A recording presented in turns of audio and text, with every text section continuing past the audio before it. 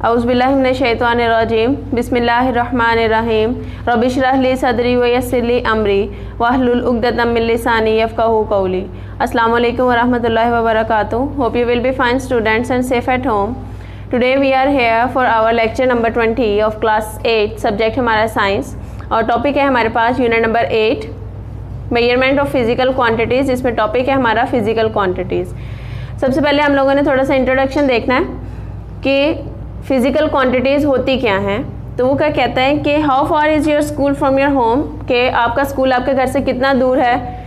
How much is the table heavier than the chair, कितना heavy है table chair से। तो ये कुछ क्वांटिटीज़ ऐसी हैं जिनको हम लोग मैयर कर सकते हैं और मैयर करके ही बताएंगे कि डिस्टेंस कितना है होम से स्कूल का और टेबल कितना वजनी है एज़ कम्पेयर टू चेयर के। सो such questions can be answered only when you are able to measure the physical quantities like length, mass, time, volume etc. तो इस चैप्टर में हम लोग ये पढ़ेंगे कि हम लोगों ने फिजिकल क्वांटिटीज़ को मैयर किस तरीके से करना है और कौन कौन से इंस्ट्रूमेंट्स हैं जिसको मैयर करने के लिए हम यूज़ करते हैं, लेंथ को मैयर करने के लिए क्या यूज़ करते हैं, और उसके अलावा हम लोग यूनिट्स पढ़ेंगे इसके। ठीक है, तो सबसे पहले क्वेश्चन है आपके पास कि फिजिकल क्वांटिटीज़ होती क्या हैं। क्या ऐसा है कि सारी की सारी क्वांटिटीज़ को मैयर किया जा सकता है? क्या हर चीज़ को मैयर किया जा सकता है? तो यहाँ पे एक कॉन्सेप्ट ये था कि फिजिकल क्वांटिटीज़ सिर्फ वो क्वांटिटीज़ हैं जिसको हम लोग मैयर कर सकते हैं। ठीक है, देखिए हमने यहाँ डेफिनेशन भी लिखी है कि the quantities which can be measured are called physical quantities. वो क्वांटिटीज़ जिनको हम मैयर कर सकें, लाइक देखें हम लोग हैप्पीनेस को मैयर नहीं कर सकते। ठीक है, मैयर करने के लिए आपके पास कुछ ऐसी क्वांटिटीज़ हैं जिनको आप मैयर कर सकते हैं, लाइक लेंथ हो गया, मैस हो गया, टाइम हो गया। तो इनको क्या कहा जाता है? फिजिकल क्वांटिटीज़ कहा जाता है। बुक पे देखते हैं, the quantities which can be measured are called physical quantities. Length, mass, time and volume are the examples of physical quantities. ठीक है जी, अब हमने ये देखना है कि फिजिकल क्वांटिटीज़ में कौन सी दो चीज़ें कॉमन है। उसने क्या कहा, रीड आउट करते हैं इसको। The quantities which can be measured are called physical quantities, underline करना है इसको। Length, mass, time and volume ETC are the examples of physical quantities. जब भी आपसे डेफिनेशन पूछी जाएगी कि डिफाइन फिजिकल क्वांटिटीज़ या व्हाट आर फिजिकल क्वांटिटीज़, तो आपने उसके साथ एग्जाम्पल लाजमी देनी है। ठीक है जी, physical quantities have at least 2 things in common. Physical quantities में 2 चीज़ें कॉमन होती हैं। कौन कौन सी? एक तो साइज या फिर उसका मैग्नीट्यूड, और दूसरी उसका unit in which it is measured. अब उसने क्या कहा कि physical quantities have two at least 2 things common. One is the size और magnitude and the other is the unit in which the quantity is measured. एक तो उसकी magnitude और दूसरी बात उसका यूनिट जिसके अंदर हम उसको मैयर कर रहे हैं। For example, to describe a brick, ईंट को डिस्क्राइब करने के लिए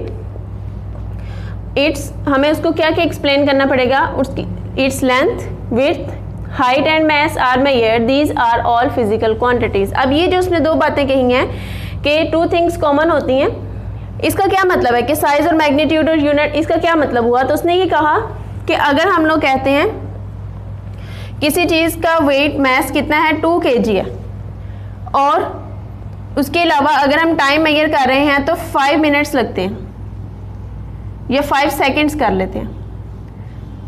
तो उसने ये कहा कि इसमें एक चीज़ क्या कॉमन है, ये उसकी मैग्नीट्यूड है कि क्या वैल्यू आ रही है, और दूसरी बात उसका यूनिट है।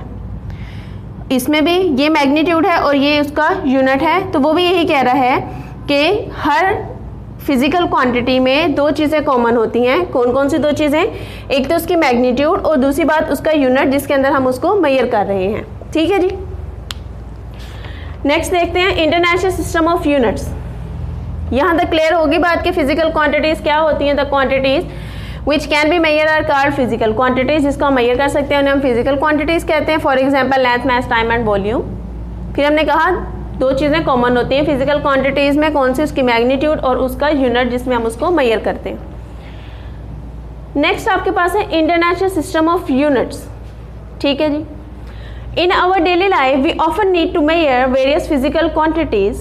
To measure physical quantities we compare it with some standard quantity. देखिए हमें डेली लाइफ के अंदर चीज़ों को मैयर करना पड़ता है, ये काम है हमारा। तो उसके लिए हम क्या करते हैं, एक स्टैंडर्ड क्वांटिटी सेट कर लेते हैं। ठीक है, जैसे मैंने अभी बोला कि द यूनिट। अब मैं ये पूछना है कि यूनिट होता क्या है, ठीक है, क्या है ऐसा यूनिट कि जिसकी तरफ देख के हम लोग बाकी क्वांटिटीज़ को मेजर करते हैं या हमने एक स्टैंडर्ड सेट किया हुआ है, वो क्या है। तो वो कहते हैं to measure a physical quantity we compare it with some standard quantity. For example if we purchase some sugar we must know how much quantity of sugar we are talking about. For example मैंने कहा है कि मैंने 2 kg sugar लेनी है, ठीक है जी। अब 2 kg मुझे कैसे पता चलेगा 2 kg में कितना आ रहा है, कितना मेजर करते हैं हम लोग 2 kg के अंदर। तो वो भी यही कह रहा है कि हम लोग कोई स्टैंडर्ड क्वांटिटी सेट करते हैं जिसकी बेस के ऊपर हम लोग चीज़ों को मेजर कर रहे हैं। Thus there is a need of some standard quantity for measuring unknown quantity, ठीक है जी। हमें किसी स्टैंडर्ड क्वांटिटी की ज़रूरत होती है अननोन क्वांटिटी को मेजर करने के लिए। This standard quantity is called unit. यहाँ हम डेफिनेशन लेंगे इसकी कि यूनिट क्या है, कि व्हाट इज़ अ यूनिट। तो क्या कहा हमने कि to measure a physical quantity we compare it with some standard quantity. एक क्वांटिटी को मेजर करने के लिए, फॉर एग्जांपल जैसे शुगर वाली एग्जांपल लिया हमने कि कितने ग्राम्स या कितने किलोग्राम्स शुगर लेनी है हमने, तो अपनी क्वांटिटी को मेजर करने के लिए हम उसको कंपेयर करते हैं with some standard quantity. This standard quantity is called unit, ठीक होगी बात। फॉर एग्जांपल हम लोग यूनिट किसका लेते हैं, किलोग्राम लेते हैं हम लोग, ये भी एक यूनिट है। कितने किलोग्राम हम लोगों ने शुगर लेनी है। इसी के साथ साथ अगर हम लोग मीटर लेंथ में बात करते हैं, कितने मीटर कपड़ा लेना है हमने, ठीक है। तो ये भी हमने क्या सेट किए हुए हैं, एक स्टैंडर्ड क्वांटिटी सेट की हुई है जिसकी बेस पे हम लोग अपनी क्वांटिटीज़ को मेजर कर लेते हैं, ठीक होगी बात। नेक्स्ट देखते हैं, ये डेफिनेशन अंडरलाइन कर लें कि यूनिट क्या होता है। To measure a physical quantity we compare it with some standard quantity. This standard quantity is called unit, okay. Next अब various standard units have been in use at different times in different parts of the world। अब ऐसा था कि different parts of world में हम लोग different तरीके के यूनिट्स इस्तेमाल कर रहे थे। हर एक ने अपने मुताबिक कोई ना कोई यूनिट और स्टैंडर्ड क्वांटिटी जो थी वो सेट करके रखी थी। With the passage of time, जैसे टाइम पास होता गया, these units were made more precise and acceptable। In units को बहुत ज़्यादा एक्सेप्टनेस मिलती रही। People, especially business communities and scientists of different countries, faced problems of converting the units into one another। अब ऐसा था कि जो बिजनेसमैन थे या जो साइंटिस्ट थे उनको क्वांटिटीज़ को ट्रांसफ़र करने के लिए या अपनी ऑब्जर्वेशंस को ट्रांसफ़र करने के लिए बहुत मुश्किल पेश आती थी। हमने कोई और स्टैंडर्ड सेट किया हुआ था, उनके नज़दीक कोई और स्टैंडर्ड था, ठीक है। जैसे हम लोगों ने, हमें पता था कि अगर हम लोग कह रहे थे कि 1 ग्राम की अगर हम बात करते हैं या 1 मीटर की अगर हम बात करते हैं, तो हमने यहाँ पे सेट किया हुआ था 1 metre is equal to 100 centimetres. उन्होंने कोई और स्टैंडर्ड सेट किया हुआ इसके बारे में।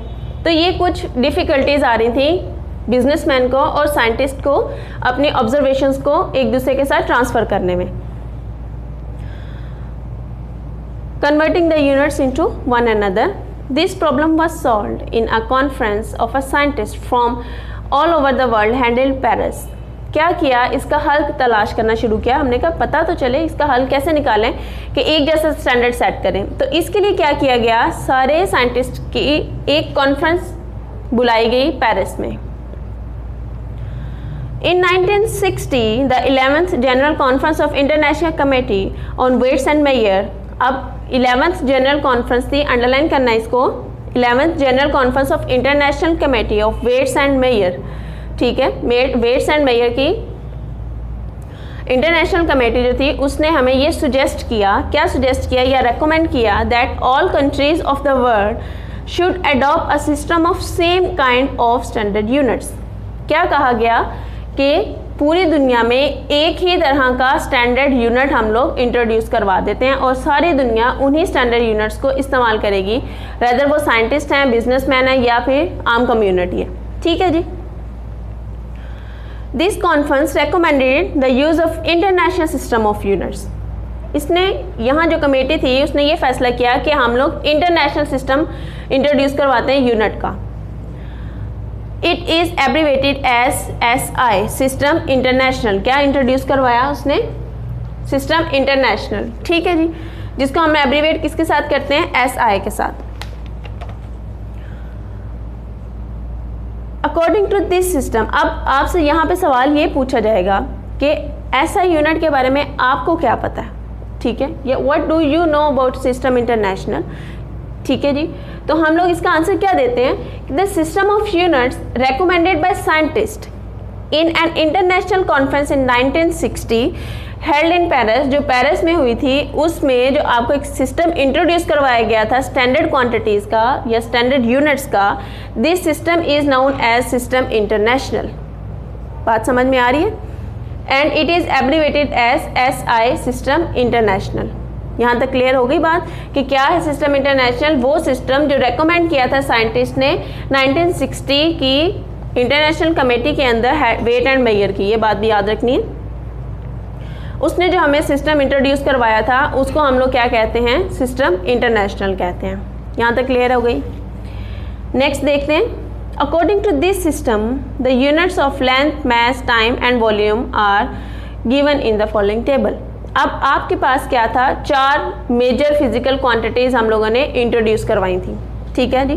कौन कौन सी, जैसे हमने यहाँ फिजिकल क्वांटिटीज़ में भी एग्जाम्पल्स में कहा था कि लेंथ, मास, टाइम और वॉल्यूम जो है वो आपके पास फिजिकल क्वांटिटीज़ हैं, तो हमने एक्चुअली में स्टैंडर्ड बेसिक क्वांटिटीज़ ही ये रख ली, और सिस्टम इंटरनेशनल ने हमें इन 4 क्वांटिटीज़ का एक स्टैंडर्ड यूनिट दे दिया, ठीक होगी बात। अब वो स्टैंडर्ड यूनिट क्या था कि लेंथ को हम लोग मेजर करते हैं किस में, मीटर में, मास किस में मेजर किया जाता है, किलोग्राम में, टाइम किस में मेजर किया जाता है, सेकेंड्स में, और वॉल्यूम क्यूबिक मीटर में। यही बात हमने यहाँ पे रिपीट की थी कि लेंथ किस में मेजर की जाती है, मीटर में, मास किलोग्राम में, टाइम सेकंड में, और वॉल्यूम क्यूबिक मीटर के अंदर, ठीक होगी बात। इसके साथ उसने आपके पास क्या दिया हुआ है, लेंथ का सिंबल दिया हुआ है कि लेंथ को हम लोग क्वेश्चंस के अंदर किस तरीके से डिनोट करवाते हैं। Length is denoted by small l, mass is denoted by small m, time is for small t and volume is for capital V, ठीक होगी बात। लेंथ का यूनिट क्या है, मीटर, मास का यूनिट क्या है, किलोग्राम kg, टाइम का यूनिट क्या है, second small s, and volume का यूनिट क्या है, क्यूबिक मीटर m⁻3, ठीक होगी बात। यहाँ तक क्लियर हो गया। अब ये आपके पास एक डायग्राम बनी हुई है फॉर योर इंफॉर्मेशन ब्लॉक में कि the standard kilogram kept in Paris, ये 1 किलोग्राम का वेट था जो कि स्टैंडर्ड सेट किया गया है किलोग्राम का, और यहाँ ये कहाँ पे प्रेजेंट है, पेरिस में ही, जहाँ पे ये कॉन्फ्रेंस हेल्ड हुई थी, ठीक है जी। अब आपके पास ये है कि प्रैक्टिकली जब भी हम लैब में काम कर रहे हों तो हम लोग क्या करते हैं, किसी भी लिक्विड चीज़ को मेजर करने के लिए या वॉल्यूम मेजर करने के लिए कि आया आपके पास कितना लिक्विड सॉल्यूशन प्रेजेंट है, तो उसको हम लोग मेजर करते हैं लीटर में, ठीक है। जैसे उसने आपकी बुक पे लिखा हुआ है कि the practical unit of volume is litre, litre is denoted by capital L, ठीक है। Most of the litre is use for measuring volume of liquid such as milk, petrol, cooking oil etc, ठीक है जी। It is 1/1000th part of cubic metre, ये क्या है actually में, 1/1000th part of cubic metre है। जैसे उसने कहा यूनिट ऑफ वॉल्यूम प्रैक्टिकली हम कौन सा यूज़ करते हैं, लीटर यूज़ करते हैं, और 1 cubic metre is equal to 1000 litre, ठीक है। उसने भी यही बोला कि एक्चुअली में कि लीटर क्या है, क्यूबिक मीटर का 1000th पार्ट है। तो कहने का मतलब क्या हुआ कि 1 मीटर क्यूब के अंदर कितने लीटर्स प्रेजेंट होंगे, 1000 लीटर्स ऑफ लिक्विड प्रेजेंट होगा, ठीक है जी। सेम एज इन केस अगर हम लोग मेजर करना चाह रहे हैं 1 लीटर को, तो 1 litre is equal to 1000 millilitres, ठीक है। जैसे हम लोग कहते हैं लीटर से छोटे यूनिट इस्तेमाल करते हैं मिलीलीटर्स, ठीक है। तो क्या कहा, 1 litre is equal to 1000 millilitres, और 1000 millilitre is also equals to 1000 cubic centimetre, ठीक है। जैसे हमने ये कहा था कि एक यूनिट होता है मीटर यूज़ करते हैं हम लोग, और फिर हम लोग यूज़ करते हैं सेंटीमीटर, मीटर से छोटा यूनिट हम लोग सेंटीमीटर यूज़ करते हैं ना। इसी तरीके से अगर 1 cubic metre is equal to 1000 litres आ रहा है, तो 1 litre is equal to 1000 cubic centimetre. अगर हम लोग लीटर की बजाय मिलीलीटर यूज़ कर रहे हैं तो अल्टीमेटली मीटर की बजाय हम लोग क्यूबिक मीटर भी इस्तेमाल करते हैं, क्यूबिक सेंटीमीटर इस्तेमाल करते हैं। ठीक है जी, यहाँ तक हम लोग दोबारा से इसको रिपीट करते हैं कि इंटरनेशनल सिस्टम ऑफ यूनिट क्या था। सबसे पहले हमने बात की कि यूनिट्स क्या होते हैं। तो डेली लाइफ में हमें चीज़ों को मेजर करने के लिए कुछ स्टैंडर्ड क्वांटिटीज़ की ज़रूरत थी। उन स्टैंडर्ड क्वांटिटी के लिए हम लोगों ने एक स्टैंडर्ड सेट कर लिया था। This standard quantity is called unit, जहाँ हमने डेफिनेशन लिखी थी कि to measure a physical quantity we compare it with some standard quantity, this standard quantity is called unit. ठीक होगी बात। उसके बाद हमने कहा कि साइंटिस्ट को प्रॉब्लम फेस करनी पड़ रही थी ऑब्जर्वेशंस को ट्रांसफ़र करने के लिए from one part of the world to the other part. तो उसमें क्या किया गया, एक कॉन्फ्रेंस हेल्ड की गई 1960 वेट एंड मेजर की इंटरनेशनल कॉन्फ्रेंस इन पेरिस।